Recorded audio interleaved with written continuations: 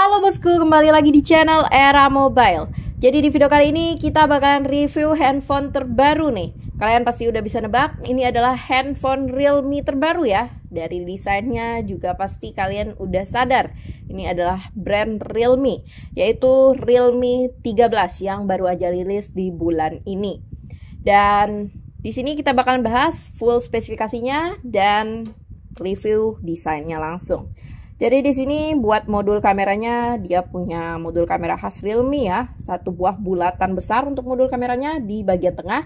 Dan di sini untuk tengah bagian backdoornya juga terdapat detail seperti gerigi-gerigi yang saya pikir ini bentukannya seperti kancing sih, resleting gitu. Dan untuk bagian backdoornya dia menggunakan bahan matte, anti goresan dan gak ngecap sidik jari. Saya suka sih teknologi ini di setiap handphone ya, karena saya orangnya agak gak perhatiin kebersihan tangan ya. Kalau pegang HP itu kadang ada handphone yang kalau tangannya basah dikit itu ngecap bekasnya di handphone. Tapi kalau bahannya gini kan kelihatan rapi terus ya. Dan lanjut di sini juga di bawahnya terdapat brand logo dari Realme ya. Terus lanjut ke bagian samping kanan. Di sini terdapat tombol volume turun naik dan tombol power. Di bagian kirinya dia polosan aja. Dan untuk framenya kalian bisa lihat di sini warnanya matching ya dengan bagian backdoornya, warna hijau-hijau tua gitu. Dan di sini untuk experience saya pas pegang Realme 13 ini nyaman banget ya, karena ketebalannya juga pas, besaran juga oke, dan tebalnya sini gak lebay. Di sini dia tebalnya di 7,92 mm. Dan di bagian atasnya dia terdapat lubang mikrofon,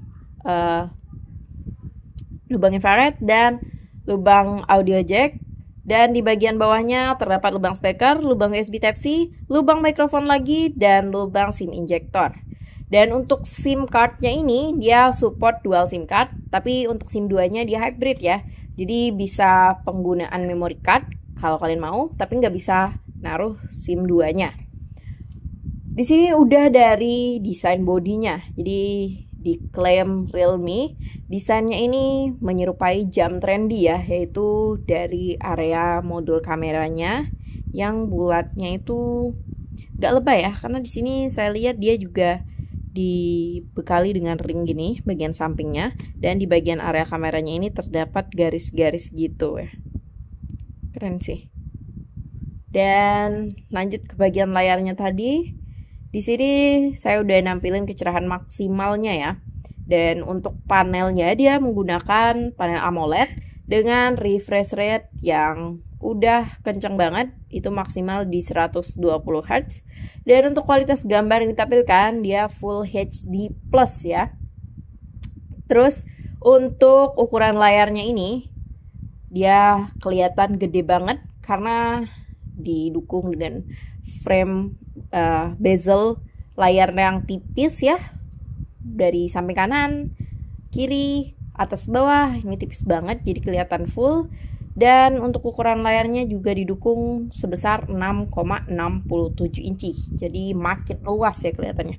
Dan untuk kecerahan maksimalnya dia bisa tembus di kecerahan puncak 2000 nits ya. Jadi buat kalian yang pengen HV buat aktivitas outdoor, luar ruangan, atau kerjaan kalian itu banyaknya di bawah terik matahari, ini bisa jadi salah satu rekomendasi handphone ya, dengan layar yang udah full power banget, bekerja di bawah terik matahari. Terus udah dari layarnya, kita lanjut ke bagian kameranya. Jadi di sini untuk kamera belakangnya sendiri dia disupport kamera utama sebesar 50 megapiksel kamera ya, yang sudah dilengkapi dengan sensor Sony LYT-600. Jadi hasil kameranya udah nggak kaleng-kaleng ya. Dan untuk kameranya juga sudah didukung dengan OIS ya. Jadi buat kalian yang bikin video mengabadikan momen itu udah anti shake videonya. Dan selain didukung dengan kamera utama sebesar 50 megapiksel, HP ini juga didukung dengan 2 megapiksel kamera mono ya untuk kamera belakangnya. Dan untuk kamera selfie-nya sendiri ini sebesar 16 megapiksel ya. Ini penting sih buat para ciwi-ciwi, pasti sangat mentingin kualitas selfie kalian ya. Dan nanti bakal kita tes juga untuk hasil dari kamera belakang dan kamera depannya. Bisa jadi bahan perbandingan buat kalian. Dan di sini kita intip dulu buat fitur kameranya. Dia ada mode malam yang bisa zoom sampai 10 kali ya. Dan di sampingnya terdapat mode jalanan. Nah, terus di sini ada video biasa, foto biasa, foto mode potret, dan pilihan lainnya juga banyak ya. Ada foto pro, panorama, resolusi tinggi, foto film, slow motion, selang waktu, pemindai teks, dan perubahan kemiringan. Dan kita lihat di sini untuk kualitas pengambilan videonya, dia bisa sampai di 1080 30 fps ya. Apakah masih bisa kita tingkatkan lagi kualitas videonya? Enggak ya, dia mentok di 1080 30 fps untuk pengambilan videonya. Dan untuk kamera depannya dia juga sama ya, 1080p 30 fps. Dan untuk kamera biasanya dia juga bisa zoom sampai 10 kali ya. Oke, udah dari kameranya, kita lanjut ke bagian spesifikasi atau mesinnya ya. Di sini untuk chipsetnya dia menggunakan Qualcomm Snapdragon 685 octa-core.